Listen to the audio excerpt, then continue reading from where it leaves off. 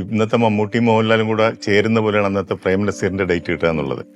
നസീർ സാറിനെ വെച്ചൊരു പടം ചെയ്താൽ രക്ഷപ്പെടാൻ. ശരിക്കും ചേട്ടൻ ഇങ്ങനെ ഡബിങ് ആർട്ടിസ്റ്റ് ആയിട്ട് വന്നു, ഫസ്റ്റ് ഒരു പടം ആക്ട് ചെയ്തത് മാത്രമായി നിൽക്കുന്ന സമയമാണ്. അങ്ങനെ ആ സമയത്താണ് ചേട്ടൻ ഈ ആഗ്രഹം വന്നത്. ഡയറക്ഷൻ ഒന്ന് കടന്നാൽ കൊള്ളാം. വലിയ വിവരമൊന്നും ഇല്ലാന്ന് അതിനെപ്പറ്റി അറിയില്ല. പക്ഷെ എനിക്കൊരു ഐഡിയ ഉണ്ടായിരുന്നു. അത് അറിയാവുന്നവരെ കൂടെ നിർത്തിയാൽ പോയല്ലോ.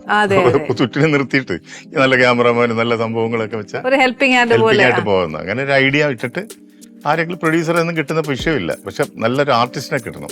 നസീർ സാറിനെ ചെന്ന് കണ്ട്. അപ്പൊ നസീർ സാറിന് എന്നെ അറിയാന്ന് വെച്ചാൽ ഞങ്ങളുടെ കോളേജിൽ ഒരു പ്രോഗ്രാം വന്നു. ആലപ്പുഴ SD കോളേജിൽ ഞാൻ പഠിച്ചത്.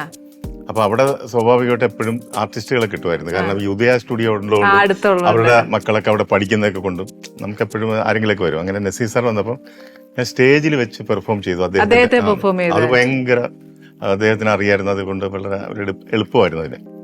അങ്ങനെ പുള്ളി അദ്ദേഹത്തിന്റെ ഒരു ഡേറ്റ് വാങ്ങിച്ചു. പ്രൊഡ്യൂസറൊന്നും ഇല്ല, സ്വന്തമായിട്ട് പ്രൊഡ്യൂസ് ചെയ്തു. അങ്ങനെയാണ് പ്രൊഡ്യൂസർ എന്ന് പറഞ്ഞില്ല. അതുകൊണ്ട് ശരിക്കും അന്നൊക്കെ അത്രയും വലിയ റിസ്ക് എടുക്കാൻ ചേട്ടന് പേടിയില്ല. അതൊക്കെ അതാണ് എപ്പോഴും ആലോചിക്കുമ്പോൾ പേടിയുണ്ട്. അന്നത്തെ ആ പ്രായവും അന്നത്തെ ഒരു ത്രില്ലിങ് ഇതൊക്കെ ഉണ്ടല്ലോ, എന്തും വേണേ ഫേസ് ചെയ്യാന്നുള്ളൊരു ഇതല്ലേ. അങ്ങനെ ചെയ്താണ് ശരിക്കും ഒരു പടം തുടങ്ങും. ഒരു മാടപ്രാവിന്റെ കഥ എന്ന്. പ്രേം നസീറിനെ വെച്ച് ഞാൻ 3 പടം സംവിധാനം ചെയ്തിട്ടുണ്ട്. ഒരു മാടപ്രാവിന്റെ വനിതാ പോലീസ്, മുഖ്യമന്ത്രി. മമ്മൂട്ടി വെച്ചിട്ടുണ്ട്, മോഹൻലാലിനെ വെച്ച് ചെയ്തിട്ടുണ്ട്, സുരേഷ് ഗോപി വെച്ച് ചെയ്തിട്ടുണ്ട്, മുകേഷ്, അങ്ങനെ ശ്രീനിവാസൻ, എല്ലാരെയും വെച്ച് 3 തലമുറയിലെ ആളുകളെ വെച്ച് ഞാൻ സിനിമകൾ ചെയ്തിട്ടുണ്ട്. ഇതൊരു അപൂർവ സംഗമമാണ്.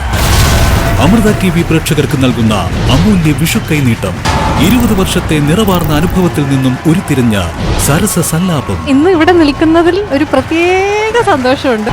എന്റെ 28 വർഷവും കൂടെ പൂർത്തീകരിക്കുന്ന ഒരു സമയമായിട്ടും കൂടെ ഞാനിത് ഉപയോഗിക്കുകയാണ്. വിഷുദിനത്തിൽ നിങ്ങൾക്കായി നിറസല്ലാപം.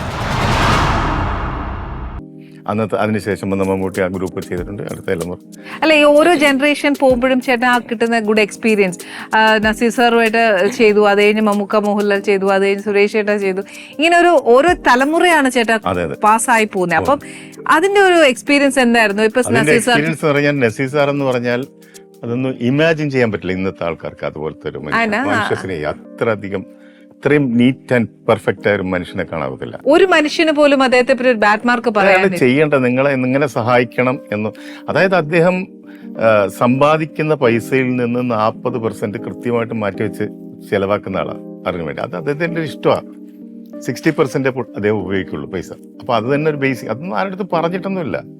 ഇതാണ് അദ്ദേഹത്തിന്റെ സ്വഭാവം. അതെനിക്ക് ഞാൻ ഒരുപാട് ഇത്രയും പടങ്ങളുമായിട്ട് വന്നപ്പോൾ കൂടുതൽ ഒരുപാട് അടുക്കുകയും അദ്ദേഹമായിട്ട് ഒരുപാട് സഹകരിക്കുകയും ചെയ്തപ്പോൾ ഇത്രയും നല്ലൊരു മനുഷ്യനെ ഇന്നും ഞാൻ കണ്ടിട്ടില്ല.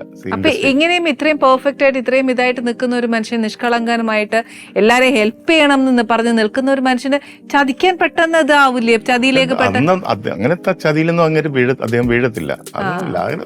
പുള്ളിയുടെ റെസ്പെക്റ്റഡ് ഒരു പേഴ്സണാലിറ്റി ആണല്ലോ. അപ്പൊ അത് കാരണം ആളുകളൊക്കെ ഒരു ഡിസ്റ്റൻസ് ഉണ്ട് എപ്പോഴും വരുന്നതിനും ഇതിനൊക്കെ. അപ്പൊ അദ്ദേഹം ഇങ്ങനെ അങ്ങ് ചെയ്തു പോവുകയാണ്. ഒരു പടം അദ്ദേഹത്തിനെ വെച്ചിട്ട് നഷ്ടം വന്നാൽ പോലും അവരെ വിളിച്ചു വരുത്തി 2ാമത് ഡേറ്റ് കൊടുത്ത് പൈസ പോലും കൊടുക്കും അവർക്ക്. എനിക്കറിയാവുന്ന ഒരുപാട് സംഭവങ്ങളാണ്. അങ്ങനെ ഹെൽപ്പ് ചെയ്യും. Best quality as an actor Nazir സാറിനെ പഠിക്കേണ്ടത് നമ്മൾ എല്ലാം പഠിക്കാനുള്ളതാണ് ഓരോന്നും. അതാണ് ഏറ്റവും വലുത്.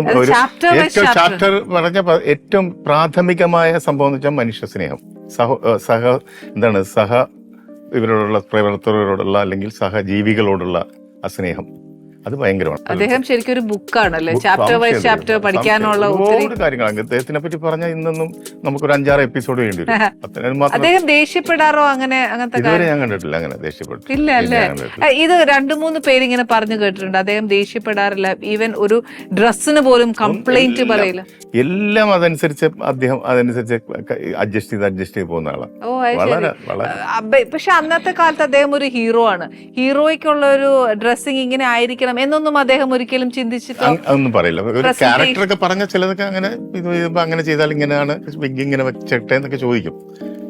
ഒന്നിനും ഇടപെടത്തില്ല. വേറെ എല്ലാം നമ്മുടെ എന്തൊക്കെ നമുക്ക് അനുകൂലമായിട്ട് ആക്കാവോ അത് മാക്സിമം ആക്കി തരും പുള്ളി. അത് ആ രീതിയിൽ നമ്മുടെ ഇതിനനുസരിച്ച് ടെൻഷൻ വേണ്ട, ഒരു ടെൻഷനും ഇല്ല, ഒന്നുമില്ല. അദ്ദേഹം ശരിക്കും ഒരു ഡയറക്ടർ ആർട്ടിസ്റ്റ് തന്നെയായിരുന്നു. ഉറപ്പായിട്ടും. പിന്നെ അതുപോലെ ഒരാളെ നമുക്ക് കാണാതെ ഞാൻ ഇത്രയും തലമുറ കൂടെ കടന്നു വന്നുകൊണ്ട് പറയണ്, ഇങ്ങനെ ആ ഒരു അനുഭവം പറയണ്. അതൊന്ന് ഇമാജിൻ ചെയ്യാൻ പറ്റില്ല എന്ന് പറയാം. അതുകൊണ്ടാണ്.